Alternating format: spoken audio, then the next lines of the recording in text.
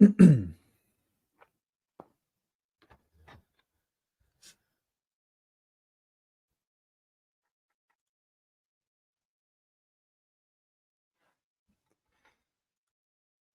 right.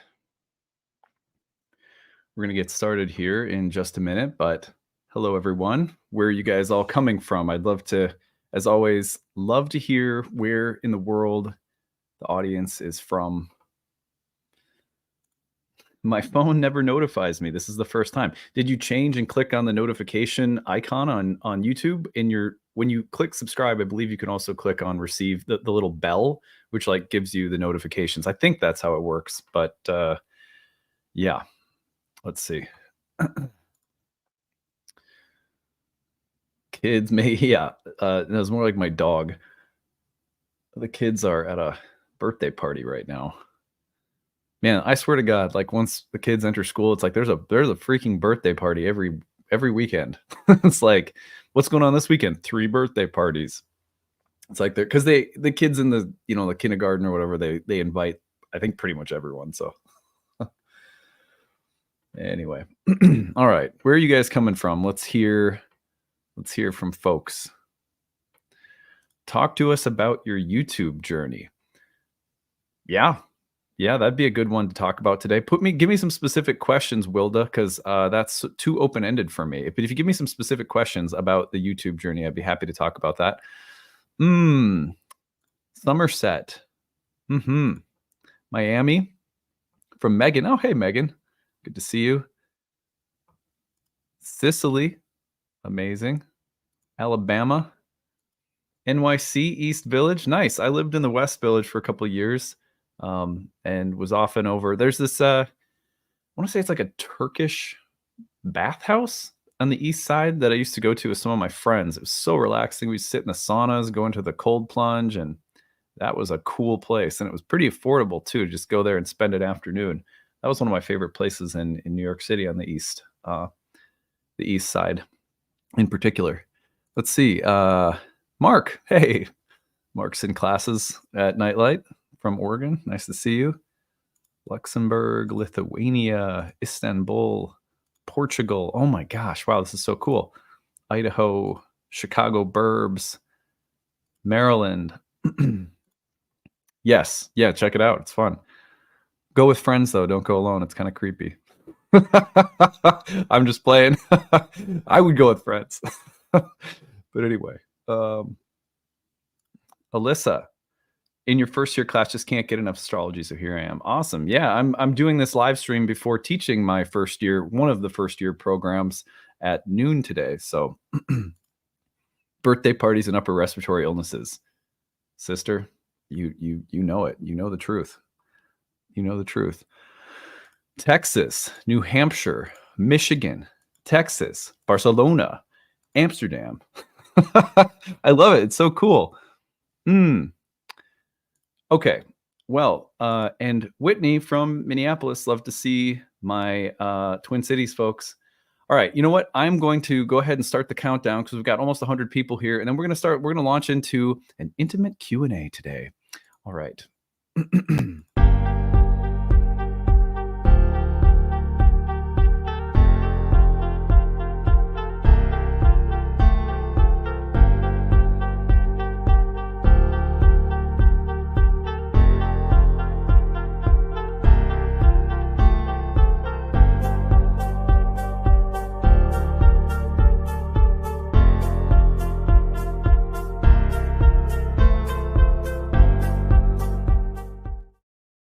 All right.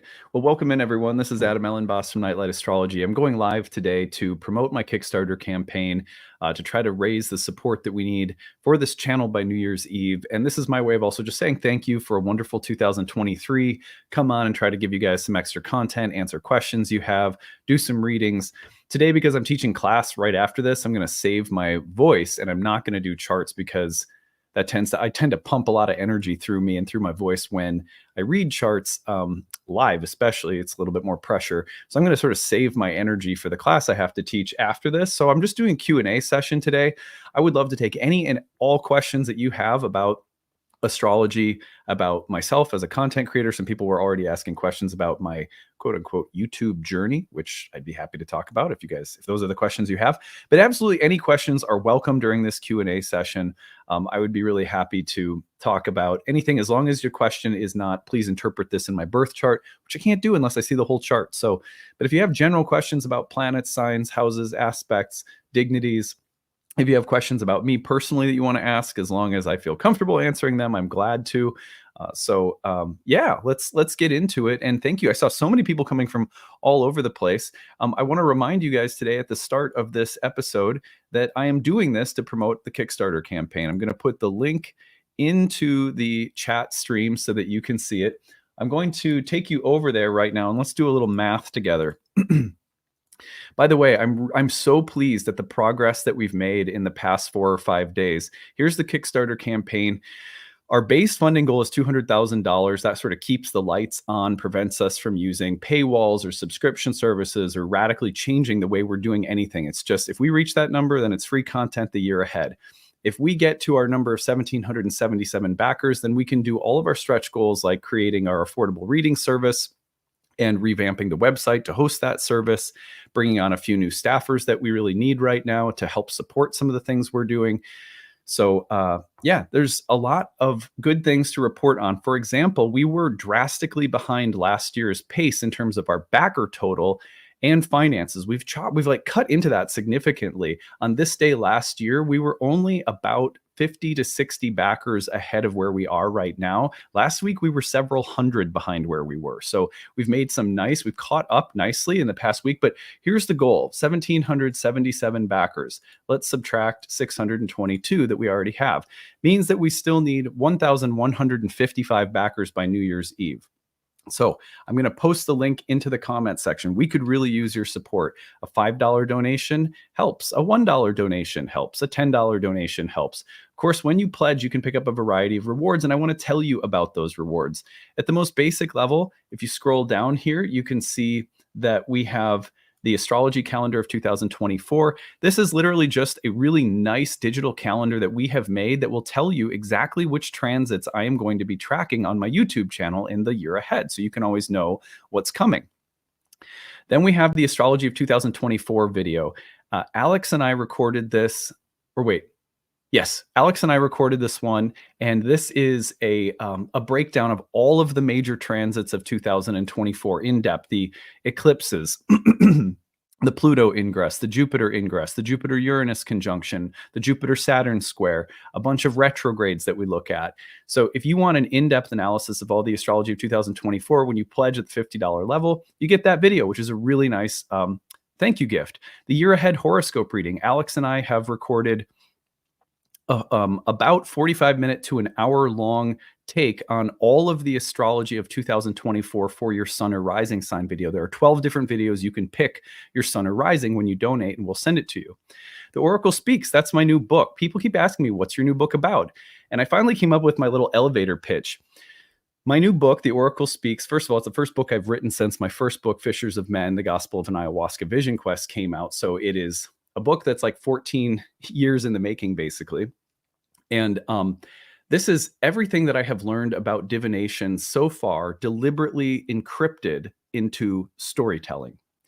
So ancient astrologers had a way of teaching astrology by encrypting concepts into textbooks so that you had to read carefully and contemplate the text before the deeper theoretical teachings would sort of stand forth. They were deliberately encrypted. And I thought about that, and I thought, one of the greatest ways to encrypt philosophical data is through stories. Stories have long been the carrier of deeper archetypal ideas. And so this is a book that is filled with stories that are an attempt to encrypt, encode, and impart everything that I know about divination to date. And it's been really fun because the stories I'm just really, really enjoying writing and telling them. So check out my new book. You'll be getting it chapter by chapter as it comes out in audio form or text form before I end up publishing it into a book, actually like a hard copy book. So print book, I mean. You go down and you'll see the different masterclass series from 2023. There is an extensive 10 hours worth of talks on the moon cycle that I did. There is about 10 hours worth of content on the cycles of Venus and Mercury that I did last year. There is about 10 hours worth of content on Zen and the art of zodiacal releasing, which is an ancient timing technique. And then there's about 10 hours of talks on psychology, temperament, and personality, the way that ancient astrologers calculated personality and temperament in the birth chart. I also have my Ask 3 Horary questions. That is a great reading that will allow you to ask 3 questions, horary questions, anytime you want throughout 2024. You can see that there's also a archived masterclass bundle that will give you all of the masterclasses from 2023 in one.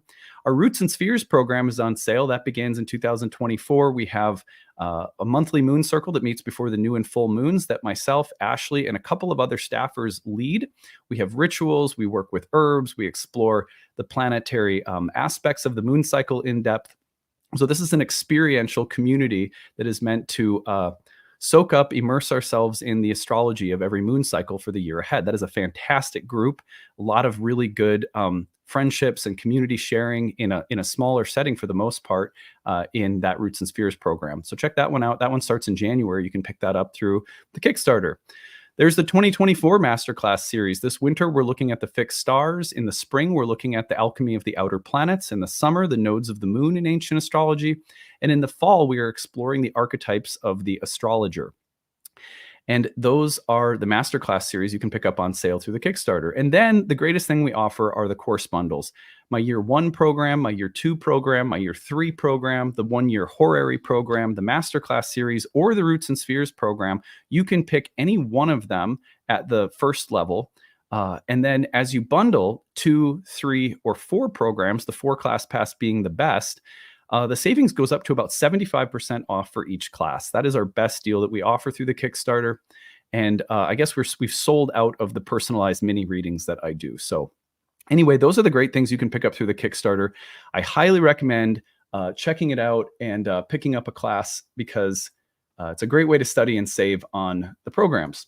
All right. Well, all of that being said, thank you guys so much for giving me a chance to support myself, my team, the work that we do here year round. And if you have not already, please consider supporting the channel. Okay, so,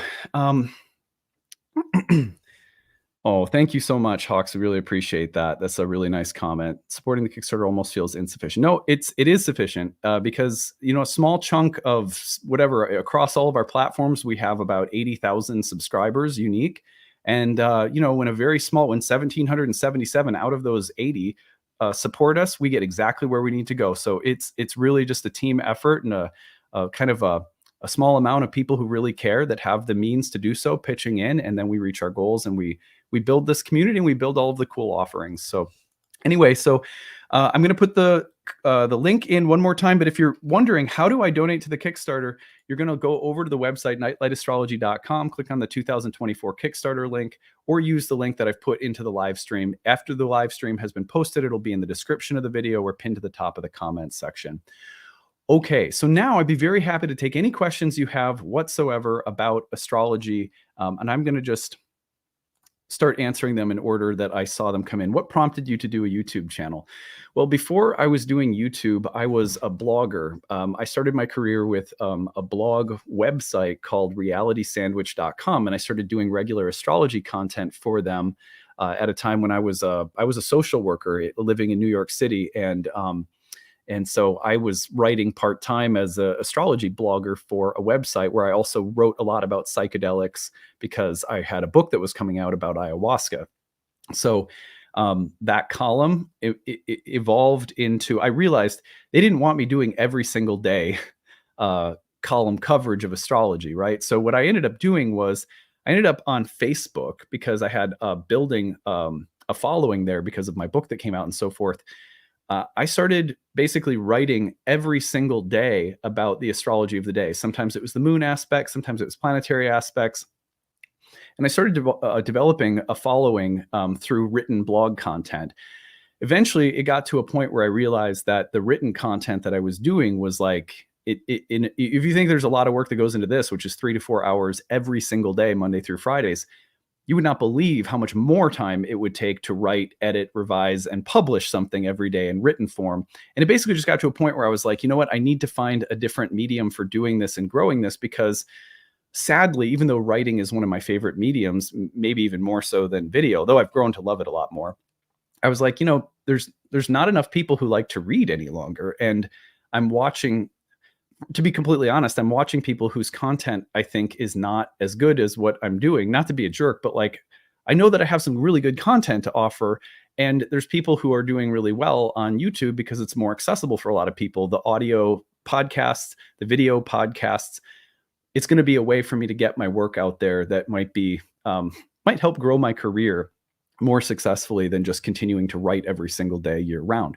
So that's why I did it initially. I had no idea if it would work or not. And it took off pretty quickly, to be honest. So I think a lot of my following from the written blog came over to YouTube right away. So that helped like build a base. And then it's just, I guess the algorithm started picking up on it, and the channel has grown. So it's been really nice. Yeah, that's a fun question. Thank you. Hawks asks, what was your transit of the year, Adam? Oh, hands down, easily Uranus square to my natal Venus. That did a few things. And you guys have heard me say this before, but like, when you have kids, and I'm preaching to the choir for those of you who have had this experience, when you have kids, it's very easy for you and your spouse to get into like, we are a team managing like the corporation of family and children.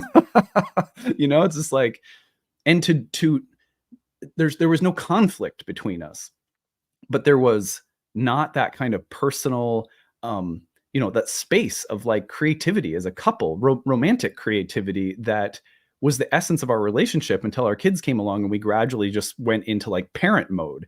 And it felt like a switch just got turned on in me and in Ashley simultaneously through some transits that she had, where we were like, our kids are suddenly both in school and we're like, oh shit, hi. Like, whoa. So we started going to concerts again. We did a little traveling for the very first time together since the kids were born. I started getting into the Grateful Dead, which is my wife's favorite band. And that got just this whole creative fuse got lit in me that was pretty powerful. And the Uranus to my natal Venus, which is my ascendant ruler, also triggered this like intense physical transformation I went through with starting to leave the religion I was a part of, and then going through this enormous physical transformation through hormone therapy and through weightlifting and stuff like that. And then that creative spark flipped a switch in me. I started getting I got back into my guitar for the first time more seriously in like 5, 6, 7 years. And then I started writing my book.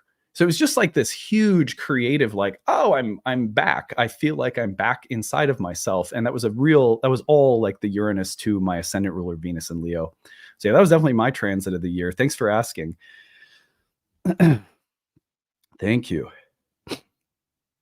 All right, sorry. Got a little bit of allergies going on here. Ooh, I love seeing all these. These are great questions you guys have. Let's see.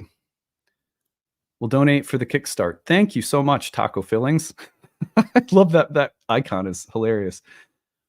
Let's see.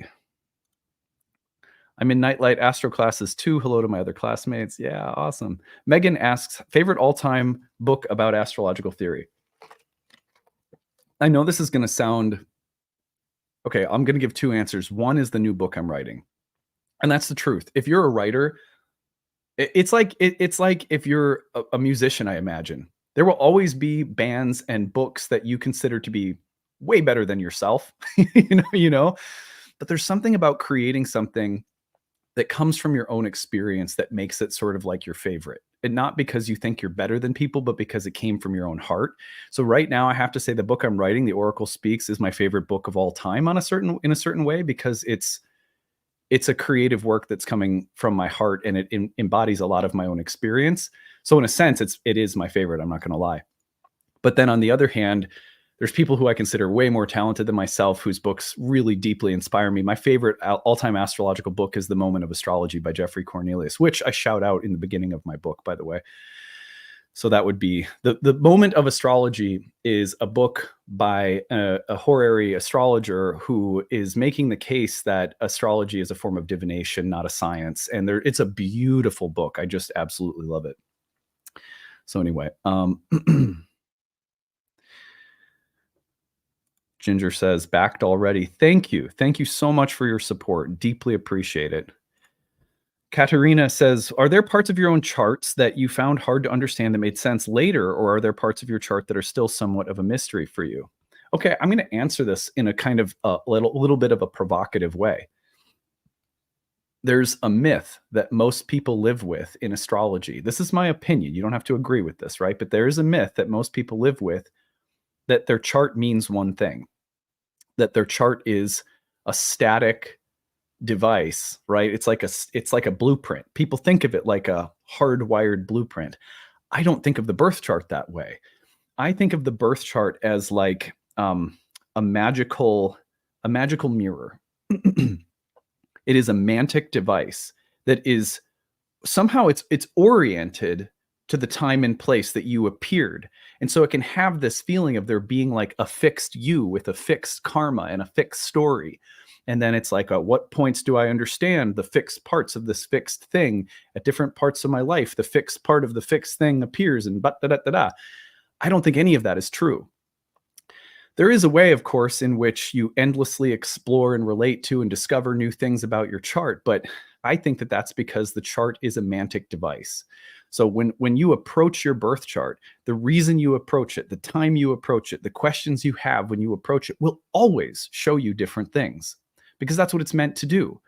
It's like, think of it like the chart is like a living tarot spread. Like, let's say that that there were like 12 cards cast in a circle when you were born.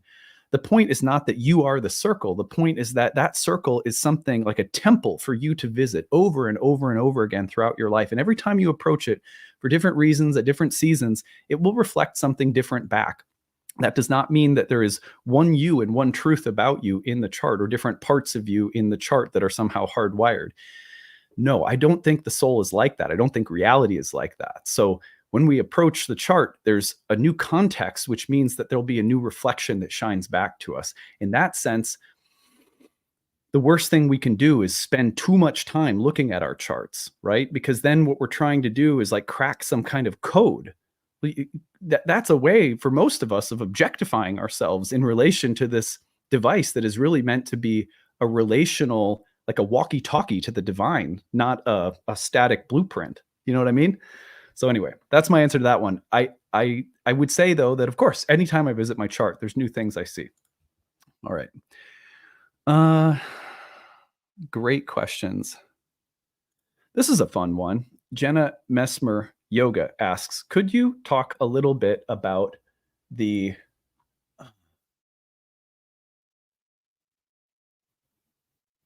here it is. Okay.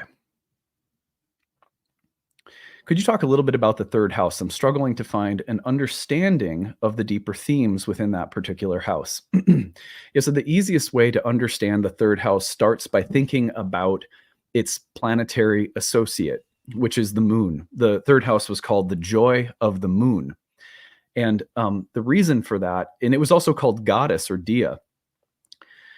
So if you think about where the third house is by whole sign progression through the diurnal motion of the sky, the third house is called a declining house.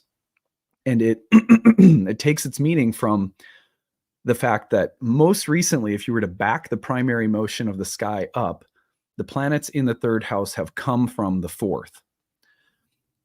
They've moved, excuse me, they've moved out of the fourth house and into the third house. So if you can imagine the third house and just back it up by, say, an hour before your birth, if you have planets in the third house, they would have most recently been the fourth whole sign house, and now they've become the third. So in that sense, there is a way in which the planets in the third house relate to the fourth house, but they relate to it from a kind of reflective distance, having been there and then traveled out of that space. So that's why the third house is associated with everything that surrounds your home, like your neighborhood or your local environment, because it's everything that has this kind of reflective distance from the fourth house, which is considered your roots, or let's say, for example, your home and living environment. So everything in the third that has slid out of the fourth, but now exists in a kind of reflective distance to the fourth, is associated with everything that distributes out from but still hovers right around the roots. So that's why you have siblings, because in the ancient world, once you left the home, the siblings would all still occupy probably the same city or the same village, but you'd be distributed out from around the home base of your parents. Or, for example, anything that defines your local village or neighborhood or environment and the local travel you would do relative to your roots. So that's the third house, right? But more broadly speaking, the third house has to do with the lunar themes that also define the environment around which the soul moves, because the fourth house was also related to the soul, or the eternal part of the being, like the that part which is goes from one lifetime to the next, taking on new forms and new bodies. And so the third house has to do with the environment within which the soul finds itself, which includes, as the moon signifies the body, the mind and body of the individual. So the third house is this very psychological house that has to do with the environment the soul finds itself in, again, namely the mind and body. So the mind, body, the local environment, your siblings, anything that exists around the roots, the kind of local travel you do around the roots. And then more broadly speaking, the third house has to do with culture. And the reason for that is culture is what connects you to your roots, but exists in a kind of constellational orbit around your roots. So the third house really tells you about the kinds of social cultures, customs, and connections that you will have that will, broadly speaking, define the cultural ecology of your life. So if you want to understand what's going on culturally in your chart, you often look at the third house. So those are all, like, that's just a brief treatment. Like in my courses, we break this down, for an hour. So we go really deep into some of these things in the classes. But that's a short answer that I hope will help you, because it's one of the more, like, intangible houses for most people until they start getting into the feeling of the house. For example, my sister has the moon in Capricorn in this house, which is a moon in exile, right? Which means that that's not a bad thing, but it can certainly mean, for example, that you will find a kind of tension between your. Oops, hold on just a second.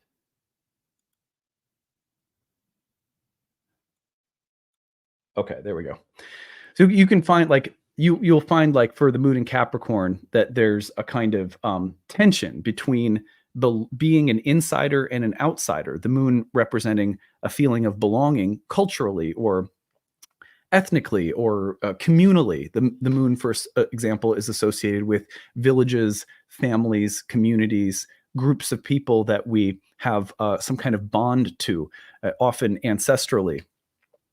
So my sister was born with the moon in its exile in the third house. The culture that she lives in is Indian, because she married into an Indian family, and her husband, my brother-in-law, who's a wonderful guy, I like him a lot. His whole family lives with them, and when she was really young, she went and lived in Zambia in Africa for a while. And she started like really sort of being adopted into a more international group of friends. And then she married into an Indian family. So she bears the mark of being something of an outsider, which is very moon in Capricorn, within the local culture that she lives in, that's local to her roots in the third house. But that's not a bad thing, right? That's just explaining an archetypal tension, which is why we have to learn about these kinds of tensions archetypally, so we don't go on saying that planets in their exile are bad. On the other hand, I have the moon in Capricorn in the ninth house of religion and higher minded stuff, right? So like philosophy and religion and so forth. And my experience has been, going to ashrams in India, and becoming part of an Indian religion, studying and being part of an ayahuasca religion from Brazil, being a part of ayahuasca shamanic traditions from South Central America. Almost all of my religious orientation has been in and through other cultures and places around the world. So I have the same moon, but in the ninth house. My sister has no real interest in, let's say, foreign religions or religions from other parts of the world. But she's been more like the piece of the moon in Capricorn for her has been about the local culture that she ends up being a part of and identified with. So there's a moon in Capricorn in the third versus the ninth. And it's things like that over time that will slowly help you clarify what the third house is about, especially because you have to kind of understand it as opposed to the ninth house. The ninth house has to do with the culture you adopt that is philosophical and ideological, right? So there's cultures of mind that we adopt that are um, that represent our political, philosophical, religious points of view, our intellectual disposition, and that orients us in terms of where we belong in the larger collective story that's unfolding in the world and our participation in it. And that for that reason, the sun was called the ninth house was called the joy of the sun. So anyway, I hope that gives you few little things to think about. All right, great question. Let's see what other questions you guys have. Ah,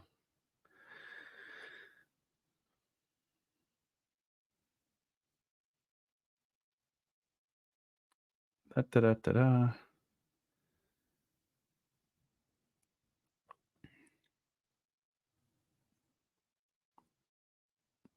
How did you learn astrology? Kimberly asks. So that's a fun question. Yeah. So I was in graduate school for creative writing. I was doing an MFA program in creative. I did a master's degree in creative writing, and then I went and did a Master of Fine Arts degree in creative writing. And I wanted to be an English teacher, but then during graduate school, thanks to some of the people I had met in South Central America while drinking ayahuasca quite regularly, I was introduced to astrology and I started studying it, and it just blew my mind. I got really into it, and I just started studying regularly. But I will tell you, and I've done some series on this on the YouTube channel. When you're when you're drinking ayahuasca regularly, and you're also a student of, it could be anything. There's a way in which the altered states will um, feed right into the development of your understanding of whatever other disciplines or crafts or trades you study. You know, I've seen dancers, get downloads about their dancing in ayahuasca ceremonies. So for me, what started happening was the regular participation in ayahuasca ceremonies, coupled with this sort of exploding private interest in astrology, just started coming together, and the ceremonies started really becoming like archetypal lessons in astrology. A lot of ceremonial space ended up being about understanding planetary archetypes, and yeah, it just sort of fueled my interest. And then basically what happened was I was working as a social worker in New York City because I was gradually becoming disillusioned with academia, and I was like, okay, I'm just going to find a different path. I don't know what it is. I ended up deciding to leave my job as a social worker.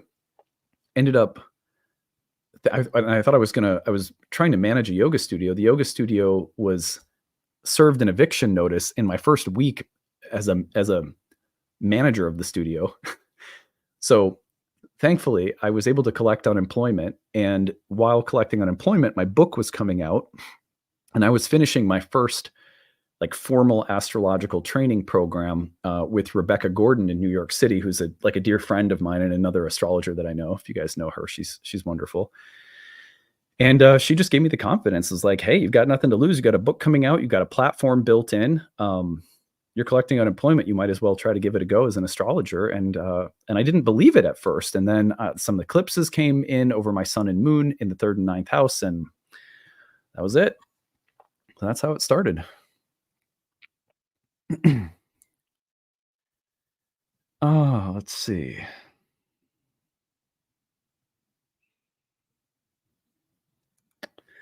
Marvel Girl question: does your channel work off an algorithm? And I don't know. I think everything does. I think everything on YouTube does, right? I think. How can people who are subscribed to your channel help your channel? Well, your thumbs up always helps. A comment or two, a reflection that you share. I don't want people to comment just for the sake of commenting, but like if you have a reflection to share, or even, hey, I like this one today. Anytime you write in the comment section, is the juicier the comment section is, it seems to help the algorithm distribute or suggest the video to more people. So I think that always helps. Sharing the video somewhere if you like a particular one and sharing it on Instagram with a link or something is always helpful. So that's yeah, that's much appreciated.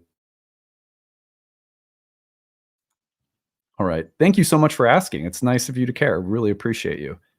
Um, Megan says, just supported the Kickstarter with your book option. So that's perfect. Oh, thank you so much. That's awesome. I hope you will really enjoy it. I just finished chapter 3 and I'll be editing it and then doing the audiobook version and the text and just kind of polishing the text. And I'm going to try to release it before the end of the year so that chapter 1 through 3 is already out in the book. We're doing them one chapter a month. It'll all be done by October. And then once it's done, I'll be putting it into print form. Oh, let's see.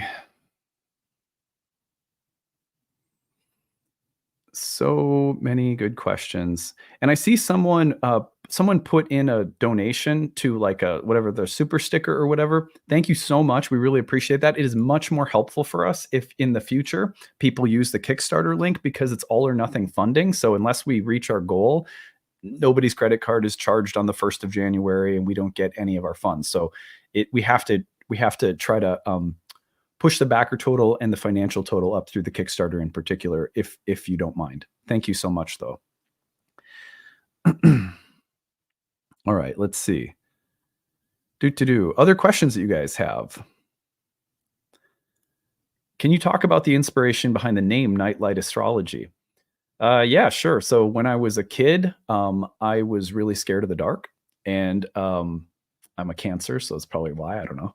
I was pretty scared of the dark, and I had an affinity for night lights. And then one time, I'll never forget. One time, my dad came in and said the moon was out through my window, and he said, "Do you want a night light? You want your night light on?" And he said, "You could use the moon as your night light." And it was the first time that I had ever thought about the stars and moon and the night sky as doing the same thing for me that a nightlight did, which is to offer me a sense of protection and security in the dark. And so I ended up quite frequently, I started weaning myself off from a nightlight because of looking at the stars and the moon if they were visible as a little boy. And so that has always meant a lot to me. And I've always reflected on that in terms of my relationship with astrology. So I named the company Nightlight Astrology because I wanted the company to be warm, Cancerian, comforting, and offering people a sense that the stars are like something that guides us and keeps us feeling safe. So yeah, and that's the vibe I wanted to embody as an astrologer. Thank you. That's a wonderful question. Kind of fun. I don't think I've ever shared that before. Uh, does um does ayahuasca always have to be a purge-like experience? Do small doses provide the same experience without the illness? Yeah, you mean you can certainly take smaller doses and it's a little bit more manageable. But the point of ayahuasca, in some ways, is to have an experience that overwhelms our conscious sense of control. That doesn't mean that every experience takes you into some wild, terrifying nightmare where you're just barfing and shitting everywhere, you know. But I would say that it is a part of the ayahuasca adventure to it, to have some experiences where we lose our ego's center of control. And for some people, when you encounter that loss of control and the overwhelming uh, beauty and the play of light and dark that is it's infinite and so beautiful that you can't wrap your head around it. There's a way in which so many of the systems of control and defense that we have against reality itself come out in an ayahuasca ceremony through vomiting, crying, going to the bathroom. And it's sort of, in my humble opinion, it's good to have some of those experiences. But I don't think we need a machismo around it either, like go drink and scream your brains out or something. You can always work your way up too by starting with smaller doses and you're like, hello, ayahuasca, this is, and then gradually have a bigger dose and really sort of hurl yourself into reality. And I think there's a space for both, right? So anyway, yeah.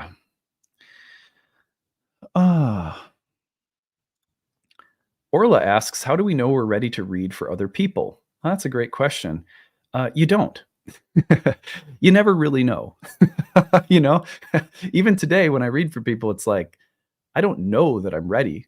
I just do my best. And I think here's the thing is if you're asking that question, and you've been studying for a while and looking at charts regularly, then you're probably ready because the uncertainty, if it's coming from a space of humility and not wanting to lead people astray or not wanting to do harm, and not knowing if you're going to be offending the oracle or the gods or the divine intelligence behind astrology by stepping forth and doing it. And if those are your concerns, like I don't want to step on trespass psychically, I believe that is the humble attitude that good astrologers that have a real future doing it will always have around the starting point of their journey. And in a way, it's something that if you're, this is just my humble opinion, that good astrologers will keep that attitude with them for years and years and years. You never want to get rid of that feeling because that feeling is the humble heart that invites a really healthy relationship with the oracle, where if you make mistakes or if your ego occasionally steps out of line, there's a gentle, compassionate correction and an educational process that comes in. That's what we need as astrologers in order to grow. So, it's sort of like you're never really ready. You just have to go forth with humility and do your best and be very open to learning. And don't think of yourself so seriously as an astrologer. Don't become too identified with the role. Uh, have an intention to serve, but you got to do it at some point. You just got to go do it and learn from it and keep the humble attitude. And everything is, I've seen a lot of people succeed taking that path. So, anyway, I hope that helps. Oh, let's see. What else?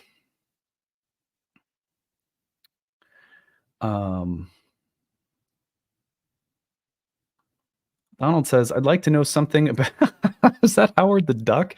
I'd like to know something about the differences between Western astrology and Vedic astrology, why you've chosen to practice in the Hellenistic modality. Well, I started off, like probably most people, as what modern Western psychological, archetypal, evolutionary astrology. And then I started getting interested in traditional forms of astrology that come from the tropical orientation. Once I started doing that, though, I realized that in the ancient Hellenistic form is there's a lot of parallels to ancient Indian astrology. And then I started opening my mind to reading about Indian astrology, but only insofar as it was sort of enhancing or informing my practice of Western. And there's not one that's better than another, right? I really don't think so. I think that there are different moods and different some different theoretical structures, but they largely accomplish similar things. They come from a similar historical background. And I think, it's just, I actually, when I was getting really invested into Bhakti Yoga, I one time asked my guru at the time, I said, should I be studying Indian astrology? And he was like, no, it all comes from God. I thought that was a very enlightened and generous answer. And that's the way that I probably feel about it too, So, yeah, but the probably the differences have to do with the sidereal versus tropical orientation of the zodiac. But early Indian astrologers also used tropical zodiacs, so it's not like Indian astrology has always been exclusively sidereal. That's a myth. Yeah, otherwise I'd say there's some differences like the nakshatras, but there's the lunar mansions in early Western astrology too. So they both use whole sign houses. They have over time used slightly different zodiacs, so forth. But yeah, I think that they're different. They're different divinatory or oracular lenses, and I don't see them as competing in some for some title of like most true. There's a lot more that could be said. That's a kind of a quick answer. Oh,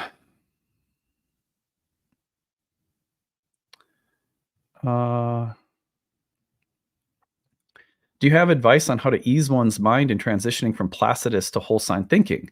Well, yeah. First of all, you can't just throw whole signs on a chart and think that you're now practicing Hellenistic astrology, right? To really, in this is again all just opinions, right? But in my opinion, as a teacher of Hellenistic astrology, whole sign houses come along with a a huge hermetic archetypal tapestry of theory and philosophy. Once you're steeped in that, whole sign houses make a lot of sense. But it's only when you accompany the use of whole sign houses with a deep immersion into ancient philosophy and ancient astrological craft that the use of whole sign houses has a contextual like sensibility, and it really starts to click. So you have to, in my humble opinion, you have to study Hellenistic along with using whole sign houses, set aside Placidus for a while, even if it's just like in the name of experiment, and you'll notice that it's just a different lens. And for most people, it creates more eloquence and concision and a sort of economy of craft and an ability to see the chart more clearly because of how tidy the chart becomes, which for many people is a problem in modern astrology, not only because quadrant-based houses are intensely confusing to the eyes and to like the mind, but also because we throw way too many things on the chart in addition to all then having really like messy chart delineations with in unequal houses. But that's just my opinion again. So, okay, let's see. Thank you for your question.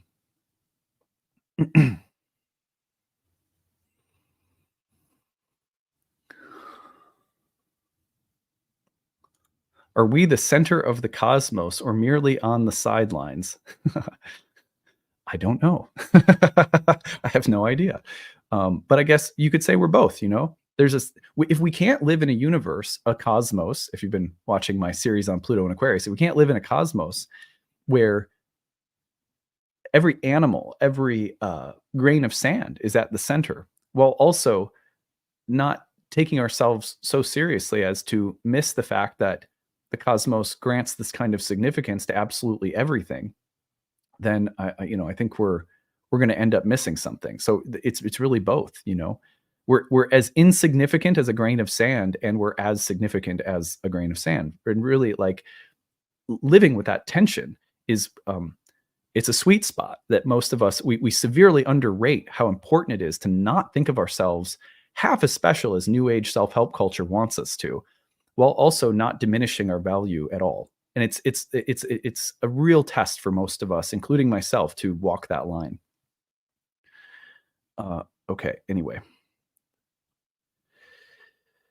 These are such great questions.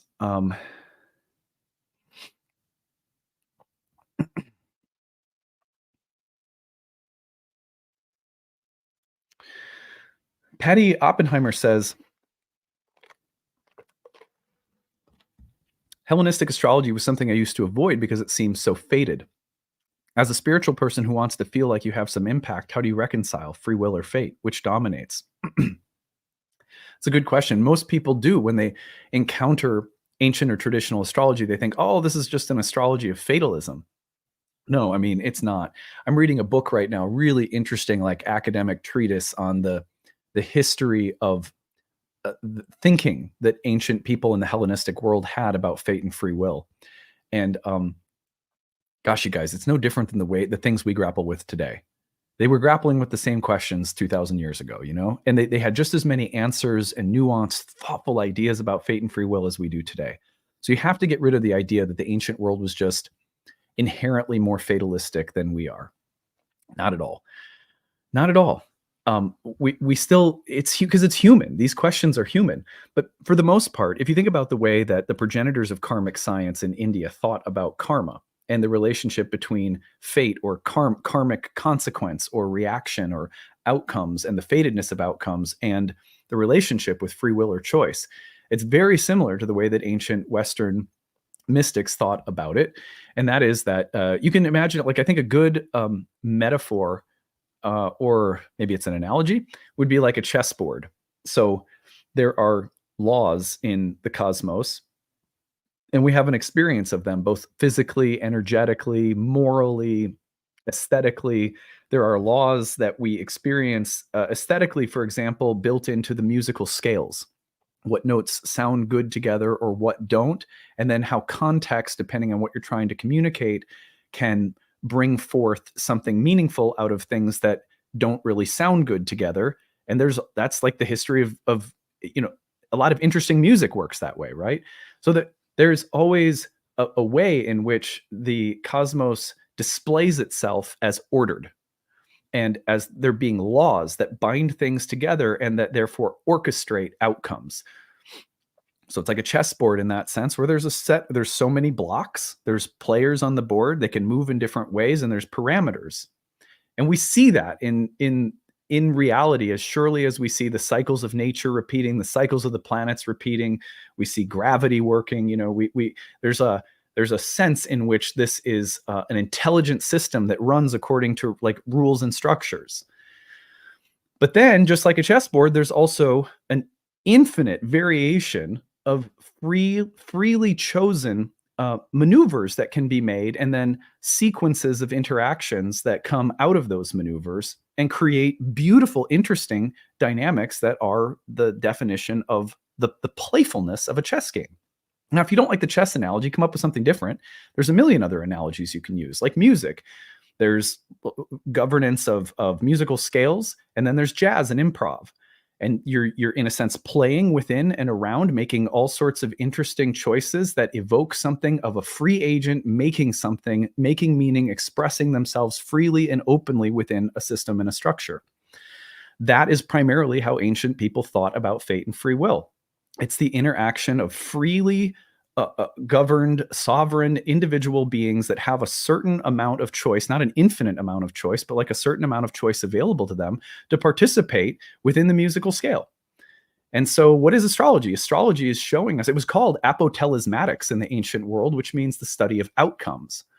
Well, the study of outcomes really boils down to using the planets to understand what the most likely scenarios are based on patterns of choices that we make. That's why an astrology session that's truly intelligent and sensitive never sits down and tells you what's going to happen. It talks to you. You ask specific questions. You ask the astrologer questions. The astrologer asks you where you are and tries to locate your patterns of choice, and then reads the planets and their movements in relation to the patterns of choice and offers you a variety of most likely outcomes. And that is a kind of predictive work, but it's sensitive because you're working on a musical scale with rules, but also with free choices that are being made. You can't, it is not something that works if you say it's either fated or it's free will. It's just a really like not an intelligent enough way of breaking it down for any of us to say, well, either everything is fated or we have this kind of endlessly open free will. No, it's a mysterious interaction between the two, and astrology is at the heart of that interaction, which is what makes it so beautiful and mysterious. So anyway, okay, I hope that helps. Thank you. Great question. Yeah, so that is a great question, and let's see if I can't bring it up. What book am I reading? It is called... Yeah, so it's called, here, I'll actually put it on the screen so you can see it. The book that I'm reading right now is called Moira, Fate, Good and Evil in Greek Thought. And it's about fate, free will, and the problem of good and evil in the Hellenistic ancient world that astrology comes out of. It's by William Chase Green, and I believe it's kind of old, but there's not a ton of books written that are as comprehensive on the subject. So I've been really enjoying it. Remember, just because I tell you that you should check out a book doesn't mean I think you should agree with everything that's being said in it. I'm a very Mars and Gemini type of person that I love reading a lot of different things, and I love people that spark good ideas and that I also might disagree with. So anyway, all right, let's see. I have 4 minutes left until I have to go to class.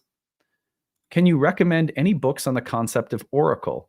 Yes, The Moment of Astrology by Jeffrey Cornelius. And then, honestly, it feels like weird to say it, but I would read my book. I really would. Like, I can't tell you, like, as someone who has seen, 13,000, approaching 13,000 clients in a divinatory setting over 14 years, my book, The Oracle Speaks, is an attempt to say everything that I know intellectually and philosophically about divination, but embedded in stories.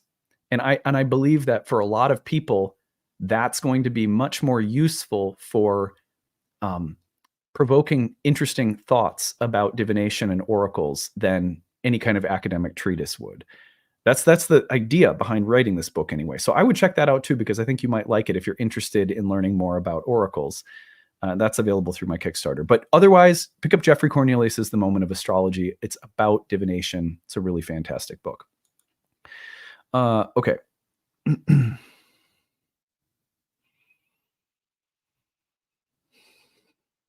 Do.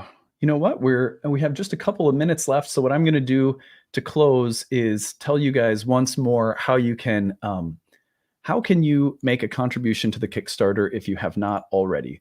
We still need a little over 1,000 more backers by New Year's Eve. Here is the link in the Kickstarter. You can also, in the live stream chat, you can also go over to the Kickstarter through my website, nightlightastrology.com, click on the 2024 Kickstarter link. And we really appreciate your donation. And thanks to everyone who's already donated. See if there's one more question I might be able to answer.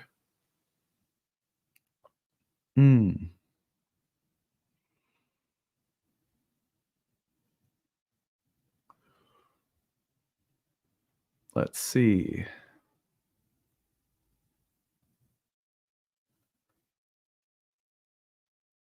Can you explain what to expect for a first Saturn return? That's kind of fun. I'll close with this. So when Saturn comes around, like most of I was going over this yesterday in my year one program because a lot of people come into the study of ancient astrology with some really, like unfortunately, there's a lot of bad information about Saturn in modern astrology. And I don't mean to, I don't know, I don't mean for that to sound condescending. It's just the truth. Saturn is not like some people, for example, will think that Saturn is structure and order and like all the institutions of our society. And that is actually not true. The planet that was associated with, say, institutions of education, law, government, religion was all Jupiter. But Jupiter and Saturn had a cycle together and had an intimate relationship with one another. And whenever an institution that is ideally supposed to grant coherence, order, unity in a virtuous sense to the world, to a society, to the cosmos, etc., whether it's in the scientific arena or the religious world, whenever a paradigm is ready to die and a new one be born, that threshold between the death of a system of order that is supposed to grant coherence and the next system that is an evolution or development of the previous one whenever that's ready to change, Saturn represents the process of the structure's death and the resistance to change that will come when an institution is approaching its death. An institution that ideally should be giving some form of coherence and virtue in order to our, again, society or the way we see the universe or whatever. So don't think of Saturn as structure. Think of Saturn as the relationship that structures and orders have to change and death and impermanence. When Saturn returns happen, therefore, it is about the change of order that's happening in your life from youth to adulthood. And there's a kind of liminal space between the kind of first third of your life and the next third that will involve the deterioration, death, and remaking of structures. Saturn is not the structure itself. It is the process of one order being replaced for another, which is why Jupiter and Saturn cycles were so important with one another, and also why Saturn is associated with a liminal space. He was the lord of gateways, and he was the watcher of boundaries. But that does not mean that like Saturn is the structures of your life, and then you'll get new structures because you're at a Saturn return. There will be an intimate reflection upon the structures of your life, and the need to let go of structures that aren't working and maybe replace them with new structures. That's why Kronos and Zeus were also, the two planets were also tied with the changing of ages from the golden age to the new age that Zeus represented. And Kronos was associated with the resistance to change that came at that threshold. but those are poetic ways of talking about an archetypal exchange between orders, which fundamentally are Jupiterian, the way in which we grant coherence to our life philosophically, religiously, spiritually, politically, morally. It's all Jupiter. But when there's a testing of those systems of order and the need for them to change or be reflected upon critically, for them to die and go through, and the resistance that we have to change, that is the initiation from of the Saturn return from like youth into adulthood. So that's what you're going through. And then you look at the house that it's happening in for the kinds of topics that it's likely to constellate around, and then aspects and everything else fills it out. But anyway, hopefully that helps. Okay, well, thank you guys so much. I would love to see some of you guys in classes. Come study with us. If you like this kind of stuff, you would absolutely love the programs that we provide at Nightlight. You can get 4 class bundles, 3 class bundles, a bunch of different ways to save on our programs through the Kickstarter. I so appreciate all of you, and we will see you guys again sometime soon. Take it easy, everyone.